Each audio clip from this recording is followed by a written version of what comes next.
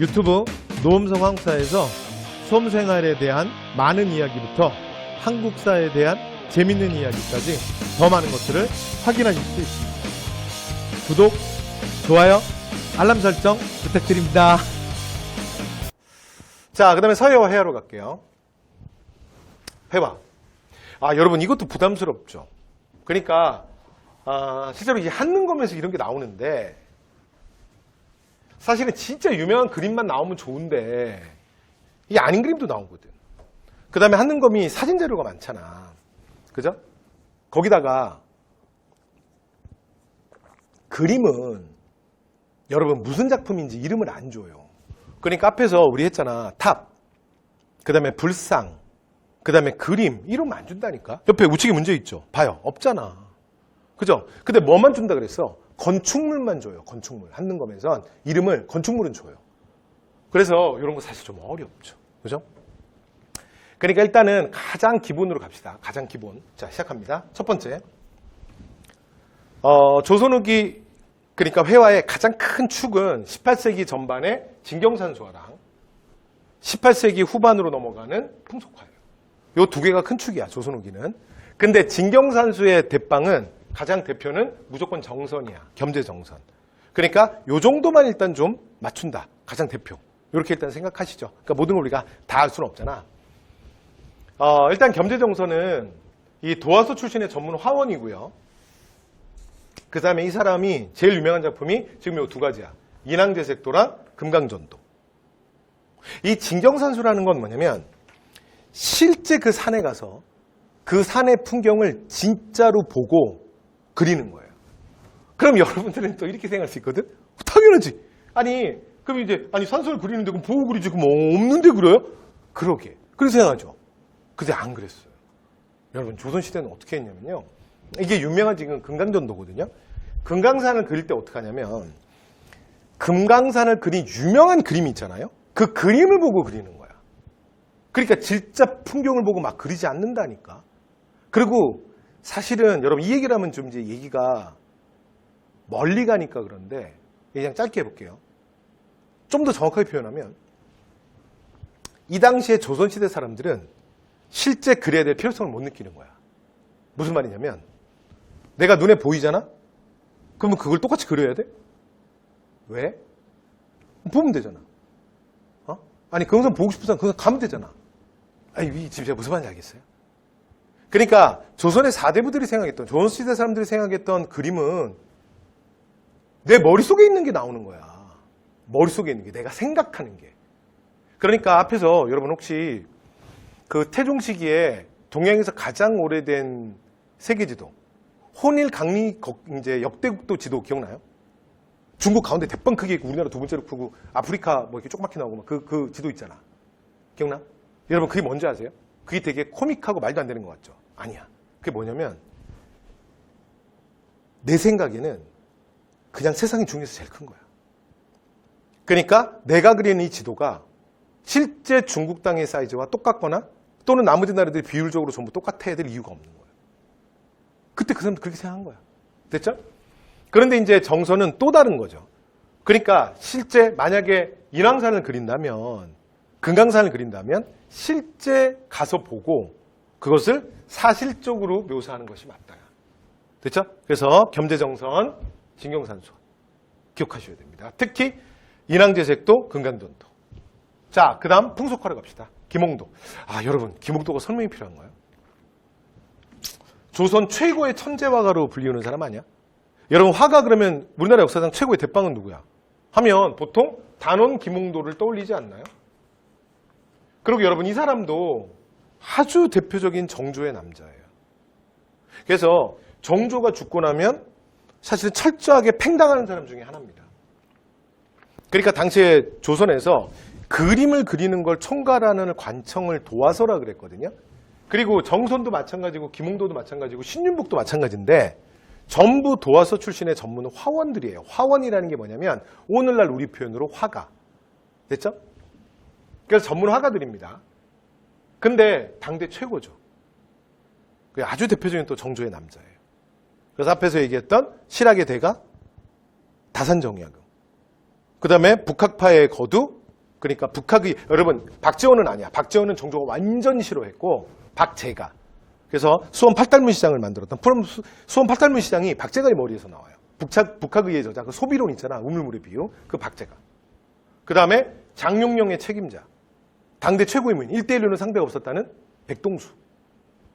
그 다음에 청장관 전서의 저자 이동무. 그 다음 최고의 천재화가 김홍도. 이런 사람들은 아주 대표적인 정조의 남자들이에요. 그래서 그 정조 시기의 김홍도는 도화서의 책임자였고요. 당대 최고의 화가로서 이미 이름을 널리 떨쳤어요. 그러나 정조가 1800년에 죽고 나면 철저하게 팽당합니다. 당대 최고의 화가였지만. 그래서 김홍도는 굉장히 그 그림의 스펙트럼이 넓어요. 일단 첫 번째, 일단 가장 기본은 뭐냐면 풍속화죠. 지금 우리가 풍속화로 김홍도를 얘기하고 있잖아. 김홍도 그림의 특징은 뭐냐면 일상생활을 그대로 그려요. 그러니까 삶에 막 집중하고 있는 모습을. 근데 이 김홍도의 그림은 약간의 풍자도 들어와요. 그래서 좀 익살맞습니다. 그러면서 이 안에서 뭐 함축적으로 또 김홍도가 여러 가지를 얘기를 하는 거야. 그리고 굉장히 역동적인 게 많아요. 그러니까 삶의 모습에 집중하면서 굉장히 역동적인. 그러니까 여기 보세요. 대표적인 게 씨름도인데 이거 봐봐. 여기 지금 여기가 넘기고 이 사람 지금 약간 넘어가고 있잖아. 그치? 막 지금 씨름하는 장면이잖아. 여기 보면 딴청 부리는 애들도 많고 막 그래. 이 그림 안에도 할 말이 많은데 뭐 그럼 이제 얘가 산으로 가니까 일단 생략할게요. 어쨌건. 서당도 씨름도. 여러분 일단 김홍도 그림은 한국 사람들은요. 딱 보면 알아요. 김홍도만의 아주 독특한 필체가 있어. 되죠? 그래서 자 조선 최고의 화가 김홍도였습니다. 근데 문제는 김홍도가 조금 더 어려운 건 김홍도가 도어서 출신의 전문화원이거든요. 그래서 이 사람이 실제로 국가 공식 그림 있죠. 그러니까 예를 들어 의궤 같은 데 들어가는 반차도 같은 거 있잖아. 그 다음에 실제 국왕의 행렬도라든가 그 다음에 또 뭐 산수화라든가 이런 여러 가지 그림을 남겼어요. 그래서 여러분 그 기출문제 하나 보시면 옆에 1번에 그 그림 있잖아. 그 김홍도 그림이거든요. 단원 김홍도. 근데 보면 처음 보는 거죠. 그게 그냥 산수화잖아, 산수화. 그러니까 사실 이런 거 나오면 어렵죠. 그러니까 위에 있는 글의 자료를 통해서 김홍도라는 키워드를 뽑아내야지 그림만으로는 맞추기 좀 어려운 문제였습니다. 그래서 참고로 말씀드렸고요. 자, 또 한 명의 천재. 그의 제자입니다. 여러분 이런 말 들어보셨죠? 그 빛이 밝을수록 이런 얘기 아세요? 빛이 밝으면 밝을수록 그만큼의 그림자가 큰 법이에요. 그래서 이런 위대한 철학자, 이런 위대한 화가, 위대한 음악가의 제자들은 실제로는 그 빛이 다 가려져요. 왜냐하면 우리 스승이 워낙 천재였잖아. 그렇죠? 그러니까 이게 그 천재 끼에 눌리는 거야. 그 다음에 또 하나. 이게 너무 대단하니까 너무 위대하잖아. 그러니까 그 그림을 그냥 따라갈 수밖에 없는 거야. 그냥 그렇게 그리는 거야. 그럼 뭐밖에 안 되냐면 사실은 김홍도의 아류밖에 안 되죠. 그렇잖아. 김홍도를 흉내내는 사람밖에 안 되잖아. 그런데 그 제자 중에 사실 이 신윤복이 누구냐면 김홍도의 제자거든요. 이 사람도 진짜 천재인 거야. 이 김홍도 밑에 있었는데 여러분 보세요. 여러분 신윤복 그림도 한국인들한테 되게 익숙해요. 보시면 비슷하지도 않습니다. 김홍도랑. 그러면서도 풍속화의 새로운 지평을 열었죠. 이게 진짜 천재라고 할 수 있지. 그리고 이 사람 그림은 특징이 뭐냐면 주로 뭘 많이 그리냐면 도회지. 이 사람 굉장히 도시적인 사람이야. 그래서 도회지에 그러니까 애정행각 또는 유흥 이런 것들을 아주 감각적이고 해학적으로 묘사해요. 그러니까 단원 신윤복 작품 중에 가장 유명하다는 단오풍정 또는 단오풍경이라고 해요. 그리고 이제 너무나 유명한 또 신윤복의 미인도. 그래서 오늘날도 한국 미인 얘기할 때 신윤복의 미인도 얘기를 가끔 해요. 그래서 한국 미인의 대표적인 특징 중에 하나가 이 쌍꺼풀 없는 거. 그래서 요즘에 뭐 연예인 중에 보면 뭐 쌍꺼풀 없는 연예인들이 별로 없잖아. 근데 가끔 있어요. 쌍꺼풀 없는데 되게 예쁜 연예인들이 있어. 그러면 이제 뭐 진짜 한국적 미다. 그러면서 뭐 이렇게 예를 들어 말할 때 뭐 신윤복의 미인도 뭐 이렇게 뭐 또 얘기하기도 하고 해요. 그래서 아니다. 뭐 굳이 뭐 예를 들 필요는 없는 것 같고요. 네, 그렇습니다. 근데 이 사람 되게 미스테리한 게 이 신윤복의 선제적인 그의 능력에 비해서 항상 이 사람이 평가절하되는 건 이 사람의 되게 기이한 행동 때문이야. 그러니까 일단 이게 되게 또 미스테리예요. 그러니까 김홍도도 마찬가지고 신윤복도 마찬가지인데 당시에 조선 후기에 이 17, 18세기 이제 넘어가기 시작하면 도화서의 화운 중에 실제로 이게 추나를 그리는 사람들이 많아요. 그러니까 이게 뭐냐면 19금 다시 19금? 29금? 아니야, 그 정도까지는 아닌 것 같고. 뭐라고 말하죠, 이거? AV? 우리 통화였느냐? 우리 얘기 통한 거예요? 여러분 모른 척하면 AV 말한 나만 이상한 사람 되잖아. 그래서 야동? 그만할게요. 그래서 이게 뭐냐면 야한 그림. 되죠? 그래서 여러분 지금도 신윤복 네이버에 딱 검색해 보잖아요. 구글에 검색하잖아. 그럼 신윤복 추나 엄청 남아있어 지금도. 김홍도는 없는 줄 아십니까? 근데 문제는 여러분 도화서의 화우는요 공무원이에요. 이게 역관 아니 중인인 거지. 중인. 공무원이란 말이야. 생각을 해봐요. 여러분들이 공무원인데 알바로 여러분들이 무슨 야동 사이트를 하나 운영하는 거야. 회원제로. 그래가지고 월 5,000원, 10,000원씩 받고 막 여러분이 야동을 걸렸어. 어떻게 되겠어요? 당신들이 공무원인데. 바로 잘리지. 그죠? 그런데 신윤복이 그랬던 사람이야. 당대 추나의 대가야. 그래서 나중에 이제 물론 김홍도도 그리고 했는데 나중에 문제가 돼서 다 그러지 마라. 했는데도 신윤복이 멈추질 않는 거야. 나 멈출 수 없어. 계속. 나 막 이거 부릴 거야. 막 계속. 그래서 나중에 이것 때문에 문제가 돼가지고 한번 김홍도가 책임자니까 한번 막아줘. 근데도 신윤복이 결국 어떻게 되냐면 쫓겨나요. 그게 되게 미스테리한 사람이야. 그리고 또 행적도 기이해. 그래서 신윤복의 특징이 이런 거죠. 여러분 이거 보세요. 지금 이게 여자들 모욕하고 있죠. 그러니까 소위 말하면 몰라 우리 표현도 여탕이야. 근데 신윤복 그림에 항상 이런 게 있어요. 여러분 이거 낙서한 거 아니야 지금. 여기 남자 둘이 이거 훔쳐보고 있잖아. 그래서 신윤복 그림 이런 게 많거든요. 이런 대목들이. 그래서 이거는 뭐 어떻게 말하면 해학적이라고 말할 수도 있고 근데 문제는 이게 너무 이런 게 많아. 그래서 뭐라 그러냐면 이 관음증 환자 아니야? 또는 신윤복 그림에 여자가 없는 법이 없거든요. 그래서 그 신윤복이 도화서에서 쫓겨나서 실제로 저 사람이 어떻게 죽었는지도 몰라요. 저게 사망도 미상인 사람이야.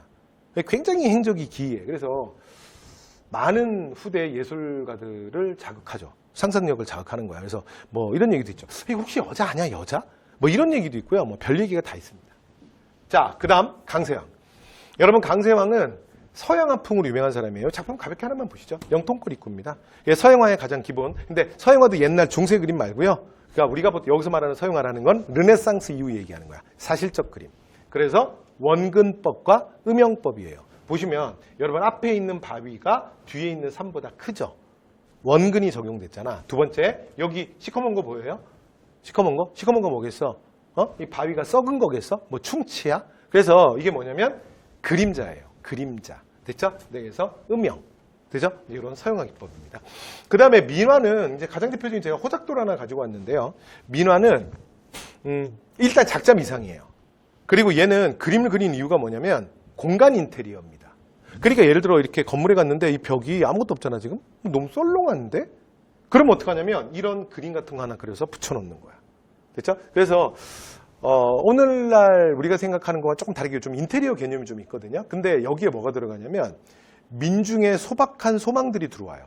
그래서 이게 호작도가 우리나라에서 되게 유명한 민화 중에 하나인데 얘네들이 지금 누구냐면 호랑이랑 까치예요. 까치.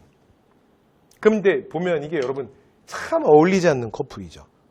그래서 까치랑 호랑이가 무슨 사이라고 생각해? 무슨 사이가 아무 사이도 아니지. 근데 요렇게 둘을 붙여서 많이 그림을 그려. 근데 호작도가 굉장히 유행했던 사실 이유가 뭐냐면 그러니까 조선 후기에 집에서 과거 시험을 준비하는 사람이 있잖아요. 과거 시험. 그러면 집에 이 호작도를 걸어놨다 그래요. 그러면 합격의 기운이 집으로 오는 거야. 됐죠? 여러분 시험 준비하시는 분 계세요? 그래서 예전에 내가 책 만드는 데 있잖아. 근데 다음에 또 나도 한번 할까? 일단 예전에 내가 표지에다 호작도를 넣은 적이 있어. 그래서 여러분들 제가 이제 공무원 선배님들이랑 손 많이 하니까 그래서 준비하실 때 이거 책 호작도니까 집에 갖고 가면 올해 뭐 좋은 일 있을 겁니다. 뭐 이렇게 해서 제가 또 한 적도 있어요. 자, 그 다음. 자, 서해. 서해에서는 이광사의 다나안 동국진체. 근데 뭐 이것 좀 가볍게 보시면 될 것 같고요. 그 다음에 이제 좀 더 대표는 추사 김정희죠. 조선후기 서해 대표. 그래서 굳센 기운과 다양한 조형성. 그래서 이게 추사체를 부르는 말이에요. 한 번만 더 할게요. 굳센 기운과 다양한 조형성. 됐죠? 네. 아, 여기 지금 사진이 없네. 아, 내가 사진 갖고 올 걸. 자, 그래서 뭐 그냥 노장 찍으시죠. 자, 그다음에 건축가 공연 갑니다. 금산산 미륵전, 법주사 팔상전, 그 다음에 화엄사 각항전. 이런 건물들이 17세기 건물의 특징이에요. 17세기. 됐죠? 17세기. 그래서 규모가 큰 다층의 사원 건물. 그러니까 규모가 커졌다. 17세기. 두 번째, 자, 이게 전체가 하나로 연결되는 다층의 사원 건축물이에요. 이런 게 7세기 많이 만들어지는데 얘가 의미가 두 가지가 있어요. 하나는 사이즈가 커졌다는 건 17세기 조선 후기 양반 지주들의 경제력의 성장을 의미해요. 두 번째, 사원 건축이라는 건 뭘 의미하냐면 임진왜란 이후에 유정, 휴정 또는 뭐 앞에서 우리도 했죠. 영규대사 뭐 이런 사람들이 막 등장하면서 외란 때 사실은 나라를 위해서 승려들이 엄청 잘 싸우고 엄청 공도 많이 세운다 그랬죠. 그래서 불교의 사회적 지위가 높아져요. 이런 것들이 좀 반영되는 겁니다. 그래서 금산사 미륵전, 법주사 팔상전, 화엄사 각항전 전부 똑같아요. 근데 그중에 여러분 법주사 팔상전은 이게 목조 건물이면서 5층 목탑이라고도 불러요. 얘를. 그래서 여러분 날개단에 보면 제가 거기 써놨죠. 그래서 우리나라 현재 조선시대 유일한 5층 목탑 건물이라고 봅니다. 됐죠? 그러니까 이제 뭐 보기에는 법주사 팔상전이나 뭐 금산사 미륵전이나 화엄사 각항전이나 뭐 다 비슷해 보이는데 여러분 2번에 문제 보시면 그거 사진들 있죠. 비슷하게 보이죠. 그런데 얘는 탑이에요. 그래서 금당의 성격도 있지만 이게 탑의 성격이 있어요. 탑이라는 거 앞에 제가 말씀드렸죠. 탑이라는 거는 부처의 사리를 보관하는 건물을 탑이라고 하는 거야. 그러니까 여러분들은 탑이라 그러면 무조건 석탑만 떠올리는데 그거 아니라고 그랬죠. 원래 목탑에서 간 거야. 목탑에서. 그래서 가장 오래된 초기 석탑이었던 미륵사의 석탑 같은 경우는 약간 이렇게 목조 건물의 좀 느낌을 갖고 있잖아요. 그래서 법주사 팔상전은 이것도 노트에 하나 찍어두세요. 기출이기도 해요. 그래서 말씀드렸고요. 우측에 보면 문제 있습니다. 자, 그 다음에 청화백자. 여러분 16세기에 백자가 유행하잖아. 백자. 그죠? 근데 백자가 너무 심심하잖아. 그치? 허연 거. 처음에 깨끗해요. 좋아. 근데 그렇게 한 100년 보면 어떨 것 같아? 그래서 너무 심심해. 그래서 푸른색 알료로 백자에다 그림을 그리는 거야. 그래서 푸른색 알료로 그림을 그렸다. 그래서 뭐라 그래요? 청화백자라고 합니다. 됐죠? 자, 이렇게 해서 백자까지 말씀 다 드렸네요. 자, 그래서 과학기술의 발달과 문화의 세경양 말씀 다 드렸습니다. 다 했네요. 다 있다. 자, 이렇게 해서 우리 정근대사 다 끝났고요. 자, 다음 시간에 우리 이제 어디 갈 거냐면 본격적으로 근현대사로 들어가겠습니다. 근현대사로 들어갈 건데, 자, 수업 마무리하기 전에 근현대사에 가면 뭐가 달라지냐? 자, 그 얘기 마지막으로 짧게 한마디만 하고 다음 시간엔 바로 흥선대원군으로 갈게요. 자, 첫 번째. 보통 우리가 전근대사에서는 제가 처음에 개관하면서도 정근대사, 근대사 문제 비중까지 해서 좀 말씀을 드렸죠. 이게 시간의 과목이잖아요. 한국사는. 그러면 전근대사는 원래 역사에서 가장 기본 시간은 10년 단위입니다. 10년. 그래서 우리가 앞에서 전근대사에서 생각을 해보시면 대략 한 2000년 정도 했다고 생각하시면 돼요. 그러니까 고구려신라 백제, 그 다음에 통신라 발해 다 합쳐서 1000년, 그 다음에 고려 500년, 그 다음에 조선 500년, 2000년. 근데 근현대사로 오는 순간 어떻게 되냐면 보통은 일반적인 출제 범위는 우리가 뭐라고 말하냐면 1863년 대원군의 집권부터 2000년 6.15 남북공동선언 대략 한 2000년. 됐죠? 그래서 2000년 정도까지 보거든요. 그러면 1863년에서 2000년이니까 뭐야? 137년이잖아. 그죠? 그런데 실제로 김영삼, 김대중 그것도 많이도 안 나와요. 물론 그 뒤에도 한눈 검에서 아주 가끔 문제가 나온 적도 있는데 정말 별로 안 나와요. 그러면 기본적으로 좀 여러분들이 좀 공부하실 만한 대목은 어디냐면 박정희 정도까지야. 박정희. 그러니까 이승만, 박정희 정도까지 좀 꼼꼼하게 보고 나머지는 그냥 그렇구나, 그냥 그러면 돼. 그러면 보세요. 이거 대략 100년이야. 그렇죠? 그래서 근현대사에 오면 시간의 기준이 바뀌어요. 그래서 근현대사부터는 이제부터는 우리가 이제 바로 다음 시간입니다. 항상 10년 단위, 10년 단위, 10년 단위 이렇게 볼 거예요. 요거 기억하셔야 돼요. 그럼 무슨 의미냐면 앞에서 2000년을 100년 단위, 100년 단위 보는 것보다 그러니까 10년 단위, 10년 단위 그래서 실제 시험에 나오는 건 한 100년이야. 한 대충 140년, 길게는 150년까지 볼 수 있지만 실제로는 한 100년 정도 시험 나와. 그러니까 10년 단위를 해봐야 10덩어리밖에 안 돼. 됐죠? 그러니까 정근대사처럼 100년 단위가 아니라 10년 단위니까 일단 여기는 앞에서 우리가 공부했던 것보다 근현대사를 들어가는 순간, 근대를 들어가는 순간 조금 더 꼼꼼히 보셔야 돼요. 그러니까 10배 더 자세히 보는 거야. 그죠? 10배. 근데 실제로는 100년, 1000년이 아니니까 실제로는 거의 한 15배예요. 자, 두 번째로는 각종 여러분 이름이 대빵 많이 나와. 징그럽게 나와. 그래서 여러분 여기에 너무 스트레스 받아 하시는 분들인데 너무 그러지 마세요. 그러려니 하세요. 이런 거라도 내야 되는 거야. 이름이 너무 많이 나와. 일단 첫 번째, 가장 기본이 뭐겠어요? 모기는 사람 이름이죠. 인명. 이게 인물이 너무 많아. 정대사는 생각보다 여러분 인물성 문제 잘 없어요. 여러분 왕은 사람이 아니라 그랬잖아. 왕은 뭐야? 시간의 기준이고. 그죠? 그런데 실제로 정대사에 보면 뭐 있어? 여러분 장수조차 시험에 이렇게 잘 안 나와. 가끔 나와. 가장 대표가 승려. 그 다음에 이왕 이화 같은 유학자. 그렇죠? 그 다음에 정약용, 무슨 뭐 박정원 같은 실학자. 뭐 이런 사람들 빼고 별거 없잖아. 근데 근현대사는 무슨 뭐 갑신정변 하나만 얘기해도 인물 엄청 나와. 그래서 뭐 김옥균, 뭐 박용영, 홍영식, 뭐 그다음에 뭐 서재필 뭐죠. 그 다음에 또 단체명. 단체가 또 엄청 많아요. 그래서 뭐 독립협회, 신민회, 뭐 대한자강회, 뭐 해서 뭐 단체가 엄청 나와. 됐죠? 근데 이름도 또 약간 비스름한 것 같아요. 됐죠? 그 다음에 또 나중에 일제강점기 가면 가장 부담스러운 게 여기가 되게 악명 높은 단원인데 독립군. 독립군 부대명도 엄청 나오는데 이름 다 비슷비슷해. 그래서 한국독립군, 한국광복군, 뭐 대한독립군, 뭐 대한독립군단, 뭐 조선혁명군, 뭐 조선의용대, 뭐 조선의용 여러분 듣고 싶지 않죠? 그렇죠?